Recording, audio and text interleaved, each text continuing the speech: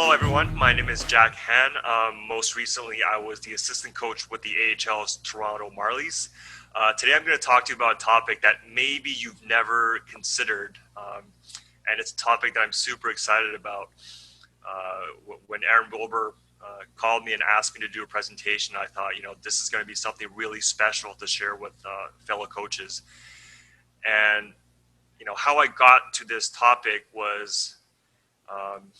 There was this really famous quote from Richard Hamming, this American mathematician, and actually the quote is two questions. So the first question is, what are the most important problems in your field? And two, why aren't you working on one of them?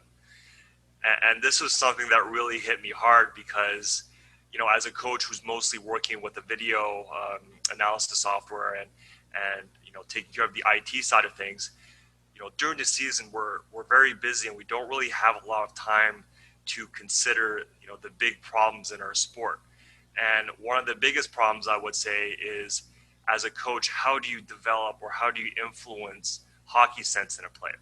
How can you improve their hockey IQ? How can you help them have better vision on the ice? And this is something that, if as a coach you have a magic bullet or a very effective solution, then you are basically, going to be able to lap the field. So the title of my presentation today is called The Game Within the Game. And it's something, I'm 31 years old, and it's something that really hits close to home because ever since I was maybe 10 years old, I've been playing the EA Sports' NHL series for fun. And in more recent years, I've realized how this game that so many kids and adults play for fun can be used to actually improve how players behave and react on the ice. So a little bit more about me. As I said, I'm 31 years old, and my first pro hockey experience came back in 2013-14 when I worked in digital contents for the Montreal Canadiens, and this was essentially a writing job. So I was covering team practices. I was traveling in team charter to away games, covering regular season playoffs. And it really gave me a sense that, first of all, I enjoyed working in hockey. And second, that maybe, there was an opportunity for me to do things more the hockey ops side of things. So what happened was, after that one-year contract, for the next 3 seasons, I worked with the McGill Martlets of U Sports Women's Hockey, which is one of the most prolific, I'd say, university hockey programs that you'll see, coached by Peter Smith, who recently retired. And I was the person who, first of all, I came in as a video coach, but also I helped Peter implement the whole analytics side of the game, which obviously around 2014 was starting to become a big factor. So I was tracking microstats, creating reports for coaches, getting on the ice and working with players. And that was something that really, I enjoyed a ton. It wasn't a full-time job. I was fortunate to be working remotely for another business, and I was basically able to do my job at the rink, meet with Peter, go over my reports, go over the stats, and then hop on the ice and be there for practice, which was really amazing. And then in 2017, Kyle Dubas reached out and recruited me to go work for him with the Toronto Maple Leafs, where I worked in a variety of roles, spanning from player development, pro scouting, amateur scouting, and more recently as an assistant coach for the Marlies. Now, a little bit about EA Sports' NHL series. It is now the only game in town, but when I was growing up, you had different publishers like 2K had an NHL series. There was NHL Hits. There were some 3-on-3 or 2-on-2 kind of hockey series. But EA Sports' presence in on the virtual side of hockey, I think is probably the most important one by far. So the first edition of the series came in 1991, and then there was the iconic NHL 94. The first version of the game that I actually owned was NHL 2002 with Mario Lemieux on the cover. I got it as a birthday present one year and fell in love with the video game, but also fell back in love with the sport of hockey, which kind of, I played bantam, midget, I played high school hockey, and eventually ended up coaching and working at a pretty decent level. And I kind of credit it all to, falling in love with the video game way back when. And this is, I think, a lot of players or people or fans in the game from whether it's minorities, whether it's from economically more kind of disadvantaged backgrounds. That's how they interact with hockey. Is it's expensive to play hockey, but it's way cheaper to just get a console and buy a copy of the game and put in the hours that way. So I think it's something that really we shouldn't underestimate, and we should really appreciate how many people's first touch point with our sport is through the medium of video games.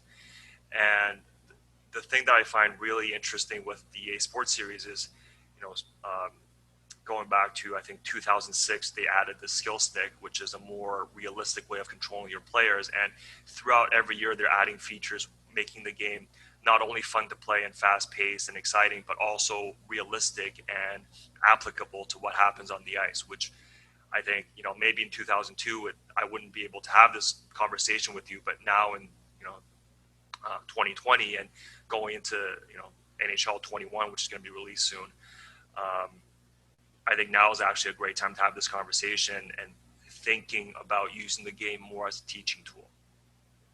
So the kids call it Chell, instead of saying NHL, but Chell is a whole different game that is mostly like hockey with a few significant wrinkles.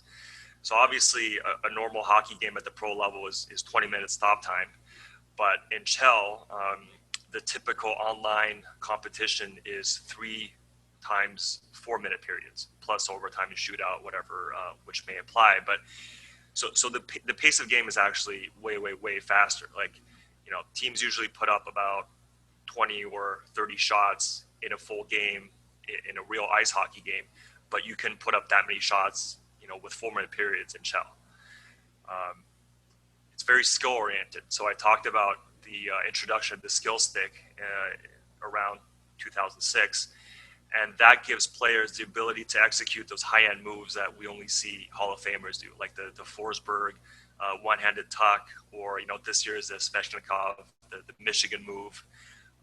Could be going between your legs, could be the triple D, and it's a game that really forces you to manipulate the puck and manipulate your opponents and use your skills to prevail instead of just hitting everything that moves or punting pucks and try to run it down. And the third thing is that there's a sort of a consistency in gameplay. What I mean by that is, if you get a 2-on-1 in a real life hockey game and you go for the pass, well, you can miss your pass. The puck can hit a rut on the ice and bounce over your teammate's stick, or the goalie can make a save, or the defenseman can get a stick in there. But when you have this sort of 2-on-1 advantage in Chell, basically, if you can hit that seam, and unless your opponent makes an incredible defensive play, it's going to be a goal. So what it does is it rewards players who are able to get themselves in high danger areas more often. And it also rewards players who can play with skill and handle the puck and make these creative moves. So it's almost like it's a much cleaner, much purer version of hockey, if you will. When you watch the top players play, like the details in their games are as impressive as a Cale Makar or a Quinn Hughes or Connor McDavid or Austin Matthews, because of the ability that they have to think the game at such a high speed, which is what I want to talk about today. So using Chell as a practice tool. So first of all, the big benefit is, you get quick reps in context. What I mean is, there are some companies or some services out there that provide virtual training tools for hockey players. But I think Chell is even better than that, because you have all of the same contextual clues, right? You're playing on a regulation rink. You're using actual players. You have the same technical or tactical details that you would be expected to master in a game context. But the added benefit is whether you play against a human being, whether you play in practice mode, whether you play against the computer, you can get tens or even hundreds of reps in a single session. So if you're working, let's say, on 2-on-1 rush plays, I can get you 100 reps in NHL, whereas I might get you 5 or 10 reps in an hour practice with your team. So I think just the ability to maximize your time and to mentally kind of prime yourself is a huge advantage when you're using Chow as a training tool. So the U.S. Navy has an acronym called OBE, which is overwhelmed by events. So what happens is, let's say we're talking in the context of a naval aviator. When you're a trainee, you get put in this simulator, and then your first task is just to fly around to land and not crash. And then gradually we're adding, we're adding enemy planes, we're adding teammates, we're adding weather conditions, we're adding mechanical failures, and other surprises. And at some point, your nervous system or your mind just kind of shuts down because you're overwhelmed. So we call that point OBE. So, it's tough to really train it on the ice because there's a safety factor, of course. There's also this physical kind of fatigue factor. There are some drills that it's just not practical to set up. Like, I don't know of any coaches that could have their players practice 1-on-5, trying to keep the puck. But you can certainly do that in a virtual context, which is interesting because no matter how bad or how good you are, you can always find that kind of breaking point where you are being extremely challenged, but you're still able to complete the drill. Once again, we're talking about the low physical demands, both on the athlete, but also on the facilities. Obviously, it takes ice. You have to have pucks and pylons and goals and maybe a goalie, and you don't need any of that when you're training virtually. And this is why, whether it's fighter pilots, whether it's commercial pilots, race car drivers, military personnel, first responders, for them, simulations are a great way to train because they simply cannot get the physical reps in context often enough without it being either overly dangerous or financially prohibitive. And as we know, once again, hockey is an expensive sport, so why not get these virtual reps and then, so the players can be more ready once you're having physical reps in practice, but also then translating all that progress into game reps. So what I'll do is I'll kind of walk through a few topics with you of things that we can talk about and things that players can work on within the game of Chell. So the first topic, that's actually, I would say, a fundamental skill that a player has to acquire in Chell is puck protection. And the image I would use is that you can imagine a clock face on the ice. So here we have the puck carrier in white being attacked by a defender in red. And what you want to do in Chell, because of how easy it is for other players to stick check you, to hit you, to bump you, or to stick lift, is that you always want to keep them on your back, right? So if the puck is at 11 o'clock, you like to keep your opponent's stick 7 o'clock, 6 o'clock, 5 o'clock. As soon as they get kind of close to, whether it's 9 o'clock, 10 o'clock, then it's a very easy matter for them to lift their stick and steal the puck away. And you learn that lesson very early on when you play Chell against first the computer and then second against good human players, that you cannot expose the puck, otherwise you lose it right away. But on the flip side of that is if you are able to shield the puck and protect it, you can extend plays, you can find teammates, you can attack the middle of the ice, you can create deception. And these are all the hallmarks of what good players do to create offense. So, before you get on the ice and learn all the edge work and learn all the stick handling, I think the players will learn way faster if mentally they have a picture of what they need to be doing in order to maintain possession. So that's the first topic. The second topic is, once you have the basic fundamentals down, is offensive deception.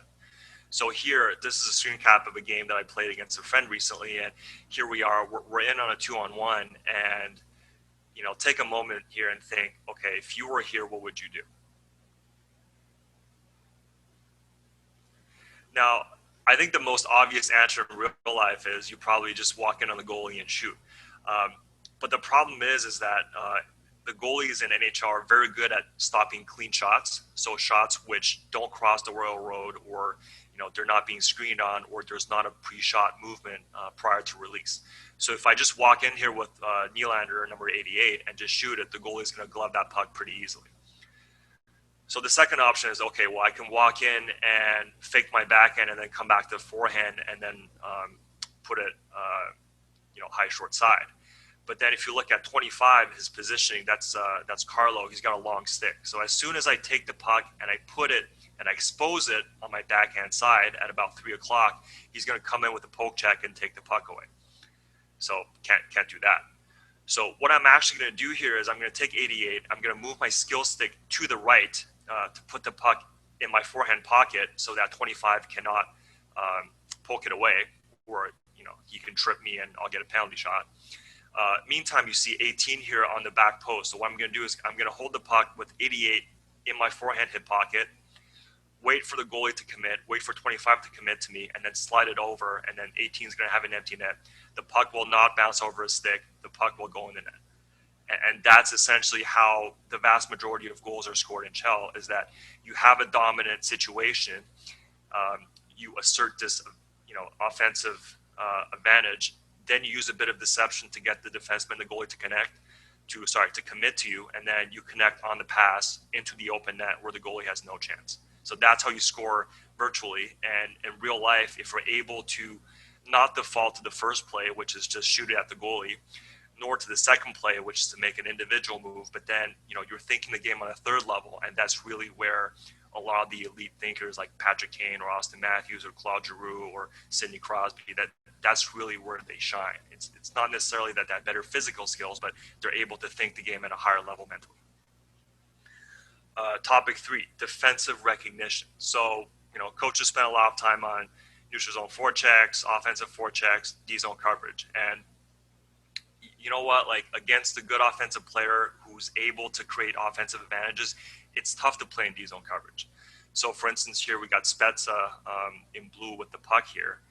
And, all 5 of the Bruins players in white, they're in the picture, so they're actually in good shape. But what you have to understand is, okay, in real life, this is probably not a goal because it's tough to make these small area plays. But what happens here is that Spezza passes to the right winger while the left winger beats his man to the net. So if you look at the upper left corner, the left winger is already in the process of beating his guy to the net.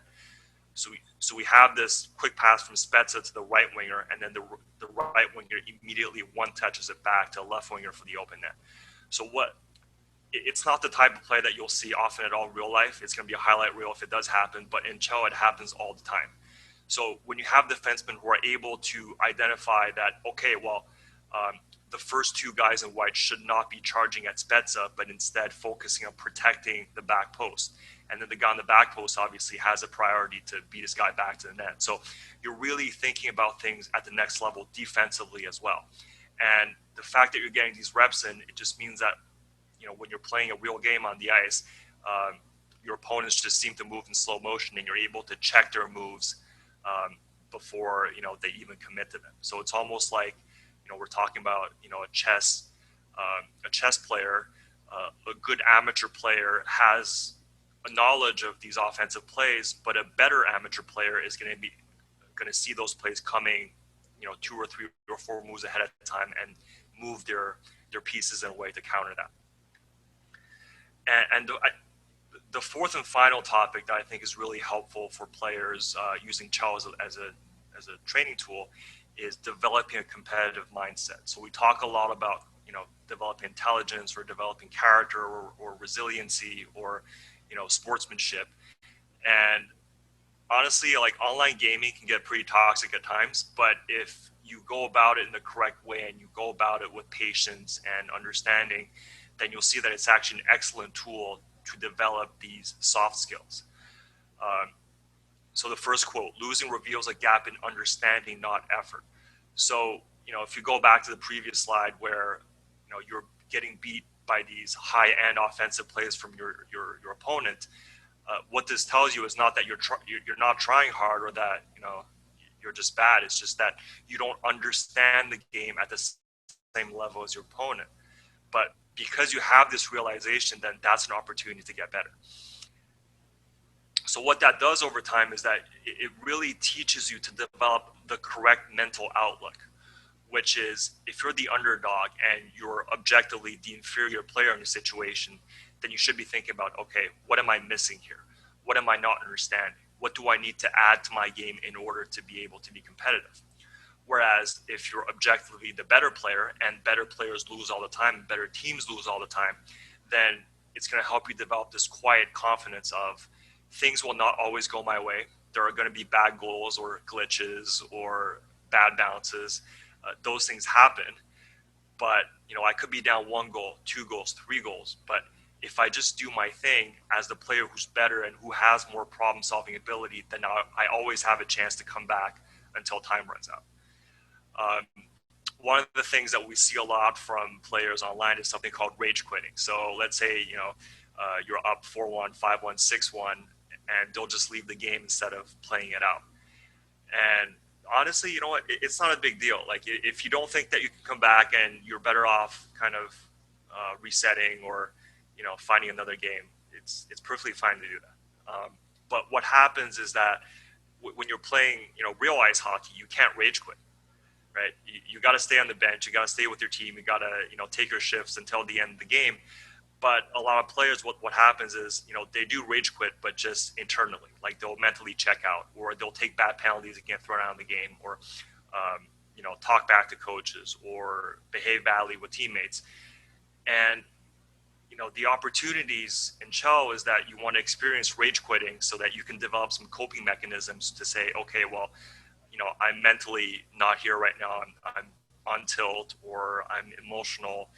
Can I regroup and just finish my game, right? And just you don't have to score a hat trick or you don't even have to win, but just finish the game. Just play the game till the end. And I think that's a good mindset to develop, and that's something that you'll run into a lot when you play Chell competitively against other human beings or online. So, after I've talked about these four topics, one example in which all of these topics manifest itself is the NHL 20 Gaming World Championship Canadian Final. And these two players in the final are Justin Reguli and Matthew Grenier, and they're both, high-end thinkers of the game in addition to having really fast thumbs. So what I'm going to do is I'm going to switch over to the a video feed of some of the highlights I've caught from this game. You're going to see some slow-mo replays, and you're really going to see the details in their game, both technically and tactically.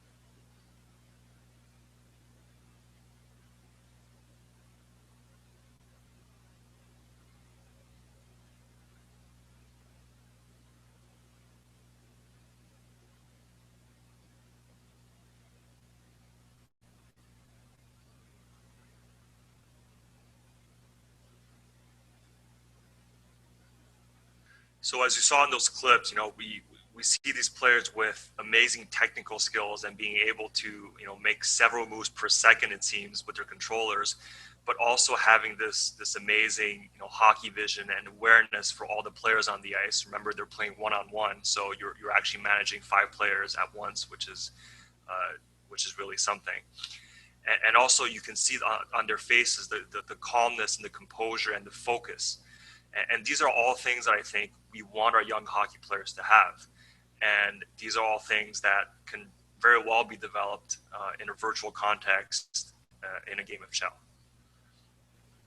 So thank you very much for your time and attention. Here are some 3 ways to keep up with what I'm doing and what I'm thinking. First of all, you can follow me on Twitter. You can subscribe to the Hockey Tactics newsletter, which is a free blog that I published a few times a week or whenever I feel like it, about topics that you probably won't see anywhere else. And also you can buy my ebooks. So the first one is called Hockey Tactics 2020, and it's about 6, I would say, hot button topics happening in the NHL right now. And the second is called Tail Guide, which is a book about, once again, how to use the NHL hockey series as a way to train better hockey players. And I've co-written that one with David Roebuck. His screen name is JR Pens 91. He's one of the best NHL players, online NHL players in the world, and also played collegiate hockey at Robert Morris University. So, 2 really great books, 1 free newsletter, and my Twitter account. So thank you so much. And that's it. I look forward to your questions, comments, and insults. So hit me up. Thank you.